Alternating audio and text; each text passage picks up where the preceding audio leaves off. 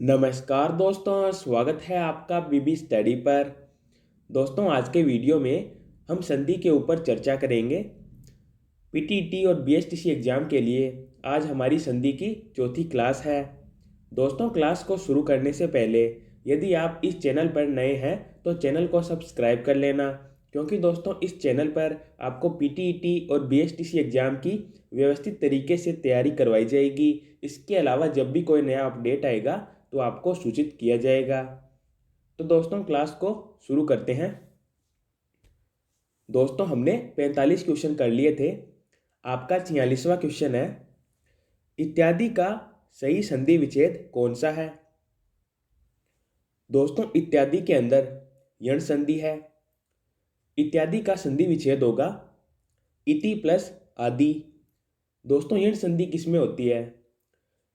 छोटी ई और बड़ी ई के बाद में जब कोई असमान स्वर आता है, छोटी ई और बड़ी ई के अलावा कोई दूसरा स्वर आता है, तो छोटी ई और बड़ी ई का यह बन जाता है। तो दोस्तों, इति प्लस आदि इसका संधि विच्छेद होगा, क्योंकि दोस्तों इति है तो इति के लास्ट में छोटी ई आ रही है, तो इति का इत्य बन जाएगा, क्योंकि इसके अंदर यण संधि है और ई का यह बनता है, तो छोटी ई का यह बनता है, तो इति का इत्य बन जाएगा और आगे आदि है तो इत्यादि हो जाएगा। इस प्रकार दोस्तों इसके अंदर यण संधि है, तो आपका राइट आंसर हो जाएगा डी, इति प्लस आदि। उसके बाद में 47वां क्वेश्चन, अन्वय का सही संधि विच्छेद है। दोस्तों, अन्वय के अंदर दो प्रकार की संधि होती है। एक तो होती है यण संधि और एक होती है अयादि संधि। दोस्तों, यदि आपको ऑप्शन में दोनों संधि दी हुई है तो आपको यण संधि को प्राथमिकता देनी है। दोस्तों, यदि इसके अंदर यण संधि होगी तो इसका संधि विच्छेद होगा अनु प्लस अय, और यदि इसके अंदर अयादि संधि होगी तो इसका संधि विच्छेद होगा अन्वय प्लस अ। दोस्तों, हमारे एग्जाम्पल के अंदर यण संधि का उदाहरण दिया गया है, तो हम यण संधि पर बात करेंगे। दोस्तों, अन्वय का संधि विच्छेद होगा अनु प्लस अय और इसके अंदर यण संधि होगी। अब बात करते हैं कि यण संधि कैसे होगी। दोस्तों, जब छोटे ऊ और बड़े ऊ के बाद में कोई असमान स्वर आता है, छोटे ऊ और बड़े ऊ के अलावा कोई दूसरा स्वर आता है, तो छोटे ऊ और बड़े ऊ का वह बन जाता है, इसमें यण संधि होती है। दोस्तों, आप देखिए ए ऑप्शन को देखिए, अनु के अंदर ऊ आया है और उसके बाद में अ आया है, जो कि ऊ के अलावा दूसरा स्वर है, तो छोटे ऊ का वह बनता है। तो दोस्तों, अनु का बन जाएगा अन्वय, क्योंकि ऊ का वह बनेगा तो अनु का अन्वय बन जाएगा, और उसके बाद में अय है तो अन्वय प्लस अय से अन्वय बन जाएगा। इस प्रकार दोस्तों इसके अंदर यण संधि होगी। तो आपको क्लियर हुआ होगा। तो दोस्तों 47वें क्वेश्चन का आंसर हो जाएगा ए, अनु प्लस अय।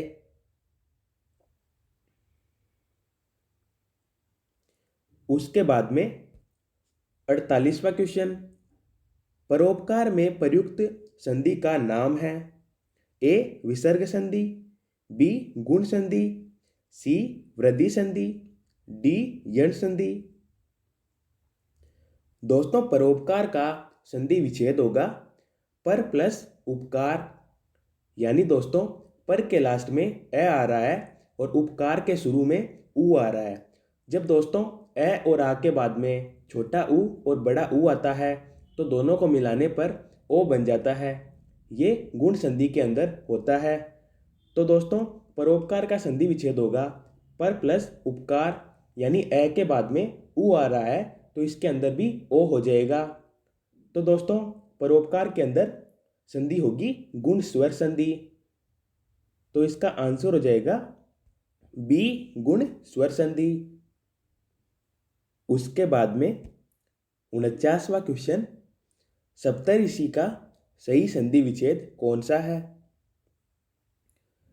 दोस्तों, सप्तऋषि के अंदर गुण संधि होगी और इसका संधि विच्छेद होगा सप्त प्लस ऋषि। दोस्तों, जब अ और आ के बाद में री आती है तो अ और आ और री को मिलाने पर अर बन जाता है। ये गुण संधि के अंदर होता है। तो दोस्तों आप इसके सी ऑप्शन को देखिए। इसका संधि विच्छेद होगा सप्त प्लस ऋषि, और सप्त के लास्ट में ए आ रहा है और उसके बाद में री आ रहा है, तो इन दोनों को मिलाने पर अर बन जाएगा। तो दोस्तों सप्त और ऋषि का जोड़ने पर सप्तऋषि बन जाएगा। इस प्रकार दोस्तों इसके अंदर गुण स्वर संधि होगी। तो आपका सी ऑप्शन एकदम करेक्ट हो जाएगा। आपको समझ में आया होगा। ए और आ के बाद में जब री आती है तो दोनों को मिलाने पर अर बन जाता है। ये गुण संधि के अंदर होता है। तो उसके बाद में चलते हैं 50वें क्वेश्चन की ओर। 50वां क्वेश्चन, गायक का सही संधि विच्छेद कौन सा है? दोस्तों गायक के अंदर अयादी संधि होगी। क्यों दोस्तों? क्योंकि जब ए, ऐ, ओ और औ के बाद में कोई असमान स्वर आता है तो ए का ए बन जाता है, ऐ का आय बन जाता है, ओ का औ बन जाता है और औ का आव बन जाता है। इसमें अयादी संधि होती है। दोस्तों आपको गायक में गाय दिख रहा होगा, यानी आय दिख रहा है, तो इसका संधि विच्छेद होगा गई प्लस अक। दोस्तों गई के अंदर आपको ऐ की मात्रा दिख रही है, यानी जब ऐ के बाद में कोई असमान स्वर आता है तो ऐ का आय हो जाता है। तो गई प्लस अक से गई का गाय हो जाएगा। इस प्रकार दोस्तों गई प्लस अक गायक बन जाएगा। तो सही संधि विच्छेद होगा बी गई प्लस अक। और दोस्तों गई प्लस अक से जोड़ने पर गायक बन जाएगा। इस प्रकार इसके अंदर अयादी संधि होगी। तो आपको क्लियर हुआ होगा। उसके बाद में 51वां क्वेश्चन। दोस्तों इस क्वेश्चन से पहले मैं आपको एक बात बता देता हूं कि अब तक हमने स्वर संधि के एग्जाम्पल ही किए थे, लेकिन अब व्यंजन और विसर्ग संधि के एग्जाम्पल भी करेंगे। दोस्तों इन दोनों संधियों के अंदर कुछ नियम होते हैं और उनके अनुसार ही ये संधि हो पाती है। तो दोस्तों मैं आपको क्वेश्चन के माध्यम से सारे नियम बताऊंगा। हम एक एक करके सारे नियमों को समझ लेंगे। तो दोस्तों आपका 51वां क्वेश्चन है, उच्छ्वास का सही संधि विच्छेद कौन सा है?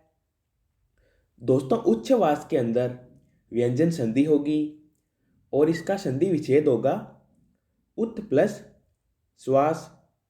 दोस्तों ये कैसे हुआ मैं आपको बताता हूं। दोस्तों जब तय और दय के बाद में सह संकर वाला आता है तो तय और दय का तो च बन जाता है और सह संकर का छ बन जाता है और इसके अंदर व्यंजन संधि होती है। ये दोस्तों इसका एक नियम होता है। तो आपको समझ में आया होगा। तो दोस्तों उत के लास्ट में आप देखिए तय दिया हुआ है, तय के नीचे हलंत है यानी आधा तय है। तो दोस्तों उत के लास्ट में तय है और उसके बाद में श्वास के अंदर शुरू के अंदर सह संकर है। तो जब तय के बाद में स आता है तो तय का तो च बन जाता है और सह संकर का छ बन जाता है। तो दोस्तों तय का च बन गया और सह संकर का छ बन गया, तो इनको जोड़ने पर बनेगा उच्छ्वास। इस प्रकार दोस्तों इसके अंदर व्यंजन संधि होगी। तो आपको क्लियर हुआ होगा। तो 51वें क्वेश्चन का आंसर हो जाएगा एक उत प्लस श्वास। उसके बाद में 52वां क्वेश्चन, आशीर्वाद का सही संधि विच्छेद है। दोस्तों आशीर्वाद के अंदर विसर्ग संधि होगी और संधि विच्छेद होगा आशी प्लस वाद। दोस्तों जब ए और आ को छोड़कर कोई दूसरा स्वर आता है, उसके बाद में विसर्ग आता है और उसके बाद में कोई घोष वर्ण आता है तो विसर्ग का रै बन जाता है। ये विसर्ग संधि के अंदर होता है। दोस्तों प्रत्येक वर्ग का तीसरा, चौथा और पांचवा वर्ण, उसके अलावा य, रै, ल, व, है और सभी स्वर घोष वर्णों के अंतर्गत आते हैं। तो दोस्तों वह घोष वर्णों के अंतर्गत आता है। अब बात करें तो आशी के लास्ट में सी है यानी ई की मात्रा है जो कि ए और आ को छोड़कर कोई दूसरा स्वर है। उसके बाद में विसर्ग आया है और उसके बाद में कोई घोष वर्ण यानी व आया है। तो दोस्तों विसर्ग का र बन जाएगा क्योंकि ई के बाद में विसर्ग आया है, उसके बाद में कोई घोष वर्ण आया है, तो विसर्ग का र बन जाएगा। तो दोस्तों इन सबको जोड़ने पर आशीर्वाद बन जाएगा। तो आपका आंसर हो जाएगा ए आशीर्वाद और इसके अंदर विसर्ग संधि होगी। आपको क्लियर हुआ होगा। उसके बाद में 53वां क्वेश्चन, निर्धन में कौन सी संधि है? दोस्तों निर्धन के अंदर भी विसर्ग संधि होगी और इसका संधि विच्छेद होगा नी प्लस धन। दोस्तों इसके अंदर वही नियम लगेगा जो अभी हमने लगाया था। दोस्तों नी के अंदर ई की मात्रा है जो कि ए और आ को छोड़कर कोई दूसरा स्वर होता है। उसके बाद में विसर्ग आएगा और उसके बाद में धन आएगा। दोस्तों ध घोष वर्ण के अंतर्गत आता है क्योंकि तय वर्ग का चौथा वर्ण द है जो कि घोष वर्ण के अंतर्गत आता है। तो इस प्रकार दोस्तों नी के बाद में विसर्ग आएगा और उसके बाद में ध आएगा तो विसर्ग का र बन जाएगा। तो दोस्तों सबको जोड़ने पर निर्धन हो जाएगा। इस प्रकार दोस्तों इसके अंदर विसर्ग संधि होगी और संधि विच्छेद होगा नी प्लस धन। तो आंसर हो जाएगा एक विसर्ग संधि। उसके बाद में 54वां क्वेश्चन, नमस्ते का सही संधि विच्छेद है? दोस्तों नमस्ते के अंदर विसर्ग संधि होगी और विसर्ग संधि का एक नियम है कि जब विसर्ग के बाद में त, थ और स आता है तो विसर्ग का स स्लेट वाला बन जाता है। दोस्तों इसके अंदर यह मायने नहीं रखता है कि विसर्ग से पहले क्या आया है, मायने ये रखता है कि विसर्ग के बाद में क्या आया है। दोस्तों जब विसर्ग के बाद में त, थ और स आता है तो विसर्ग का स बन जाता है। ये विसर्ग संधि का एक नियम है। तो दोस्तों नमस्ते का सही संधि विच्छेद होगा नमः प्लस ते। दोस्तों इसके अंदर विसर्ग के बाद में ते आया है यानी विसर्ग के बाद में त आया है तो विसर्ग का स स्लेट वाला बन जाएगा। तो इनको जोड़ने पर होगा नमस्ते। इस प्रकार दोस्तों इसके अंदर विसर्ग संधि होगी। तो आपको समझ में आया होगा। तो आपका आंसर हो जाएगा डी नमः प्लस ते और इसके अंदर विसर्ग संधि होगी। मैंने आपको नियम भी बता दिया है। उसके बाद में 55वां क्वेश्चन, निष्कपट शब्द का संधि विच्छेद है? दोस्तों निष्कपट के अंदर भी विसर्ग संधि होगी और इसका संधि विच्छेद होगा नी प्लस कपट। दोस्तों ये कैसे होगा? जब विसर्ग के बाद में क, ख, प, फ और मैं आता है तो विसर्ग का स षटकोण वाला बन जाता है। दोस्तों इसके अंदर भी आपको विसर्ग से पहले कुछ नहीं देखना है, आपको देखना है कि विसर्ग के बाद में क्या आया है। यदि विसर्ग के बाद में क, ख, प, फ और मैं आया है तो विसर्ग का स षटकोण वाला बन जाएगा। तो दोस्तों निष्कपट का संधि विच्छेद होगा नी प्लस कपट, यानी दोस्तों इसके अंदर विसर्ग के बाद में क्या आया है तो विसर्ग का स षटकोण वाला बन जाएगा और जोड़ने पर बनेगा निष्कपट। तो 55वें क्वेश्चन का आंसर हो जाएगा एक नी प्लस कपट। तो आपको क्लियर हुआ होगा। उसके बाद में 56वां क्वेश्चन, नी प्लस विकार के योग से कौन सा शब्द बनेगा? दोस्तों नी प्लस विकार के योग से निर्विकार शब्द बनेगा। अब कैसे बनेगा मैं आपको बताता हूं। दोस्तों इसके अंदर भी विसर्ग संधि होगी। दोस्तों मैंने आपको एक नियम बताया था कि जब ए और आ को छोड़कर कोई अन्य स्वर आता है, उसके बाद में विसर्ग आता है और उसके बाद में कोई घोष वर्ण आता है, तो विसर्ग का रै बन जाता है। दोस्तों मैं आपको बताता हूँ, नी के बाद में विकार आया है, तो नी ए और आ को छोड़कर कोई दूसरा स्वर है, इसके अंदर स्वर है ई, और उसके बाद में विसर्ग आया है और उसके बाद में वी आया है। दोस्तों वह घोष वर्ण के अंतर्गत आता है, तो विसर्ग का रै बन जाएगा। तो दोस्तों इन सबको जोड़ने पर निर्विकार हो जाएगा। इस प्रकार दोस्तों आपका बी ऑप्शन एकदम करेक्ट हो जाएगा, क्योंकि विसर्ग का रै बन जाएगा, क्योंकि विसर्ग के बाद में तो घोष वर्ण आया है और विसर्ग से पहले ई आया है, तो इसका निर्विकार बन जाएगा। तो आपका आंसर हो जाएगा बी निर्विकार, और इसके अंदर विसर्ग संधि होगी। उसके बाद में 57वां क्वेश्चन, वागीश का संधि विच्छेद होगा। दोस्तों वागीश के अंदर व्यंजन संधि होगी और इसका संधि विच्छेद होगा वाक प्लस ईस।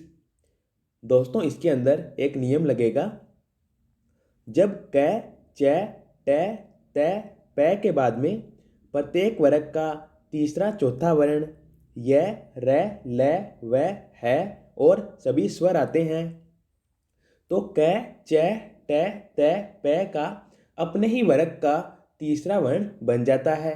यानी दोस्तों क का ग बन जाएगा, च का ज बन जाएगा, ट का ड बन जाएगा, त का द बन जाएगा और प का ब बन जाएगा। मैं आपको एग्जाम्पल के माध्यम से बताता हूँ। दोस्तों वागीश का संधि विच्छेद होगा वाक प्लस ईस। यानी दोस्तों वाक के लास्ट में क आया है और उसके बाद में ई आया है, तो क का ग बन जाएगा, यानी दोस्तों वाग हो जाएगा और वाग प्लस ईस वागीश हो जाएगा।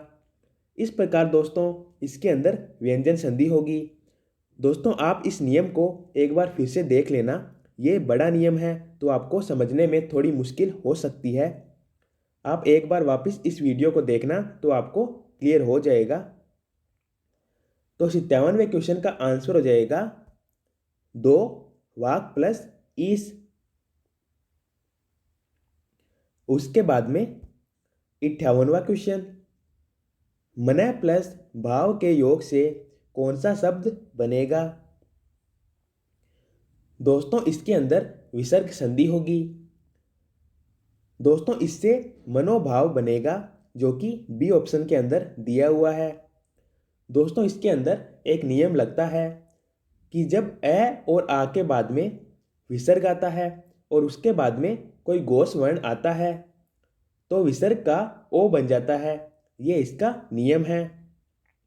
तो दोस्तों मने के लास्ट में ए आया है, उसके बाद में विसर्ग आया है, उसके बाद में भ आया है जो कि एक घोष वर्ण है, तो विसर्ग का ओ बन जाएगा।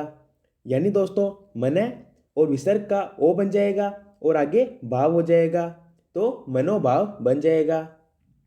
इस प्रकार दोस्तों आपका बी ऑप्शन एकदम करेक्ट हो जाएगा और इसके अंदर विसर्ग संधि होगी। तो आपको समझ में आया होगा, यहाँ पर विसर्ग का ओ बन जाएगा। उसके बाद में 59वां क्वेश्चन, संयम का सही संधि विच्छेद है। दोस्तों संयम के अंदर व्यंजन संधि होगी और इसका संधि विच्छेद होगा समय प्लस यम। यानी दोस्तों आपका ऑप्शन नंबर 2 इसका संधि विच्छेद होगा। इसके अंदर एक नियम है, जब मैं के बाद में यह र ल व और तीनों स और है आता है, तो मैं का अनुस्वार बन जाता है। दोस्तों सम के लास्ट में मैं आया है, उसके बाद में यह आया है, यानी दोस्तों मैं का अनुस्वार बन जाएगा। तो दोस्तों इनको जोड़ने पर संयम बन जाएगा। इस प्रकार दोस्तों आपका ऑप्शन नंबर 2 एकदम करेक्ट हो जाएगा। आंसर हो जाएगा 2 समय प्लस यम। दोस्तों अनुस्वार ऊपर जो बिंदी होती है उसे कहते हैं। तो आपको क्लियर हुआ होगा। उसके बाद में 60वां क्वेश्चन, उत प्लस हार के योग से कौन सा शब्द बनेगा। दोस्तों उत प्लस हार के योग से उद्धार बनेगा और इसके अंदर व्यंजन संधि होगी। दोस्तों इस प्रकार का एक क्वेश्चन हमने अभी किया था।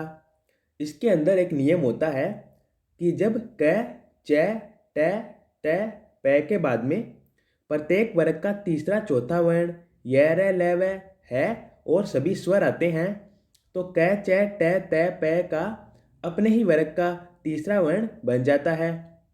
यानी दोस्तों क का ग, च का ज, ट का ड, त का द और प का ब बनेगा। यानी इनका इनके ही वर्ग का तीसरा वर्ण बन जाता है। इसके अंदर व्यंजन संधि होती है। दोस्तों एग्जाम्पल के अंदर क्या है, उत प्लस हार, यानी उत के लास्ट में त आया है और उसके बाद में है आया है, तो त के वर्ग का ही तीसरा वर्ण बन जाएगा। यानी दोस्तों त का तीसरा वर्ण हो गया द, तो उत की जगह उद हो जाएगा। लेकिन दोस्तों उसके बाद में है आया है। दोस्तों यदि है के अलावा कोई अलग स्वर या व्यंजन आता, कोई दूसरा स्वर या व्यंजन आता, तो दोस्तों है का है ही रह जाता। यानी जो स्वर या व्यंजन आता वो वैसा का वैसा ही रह जाता।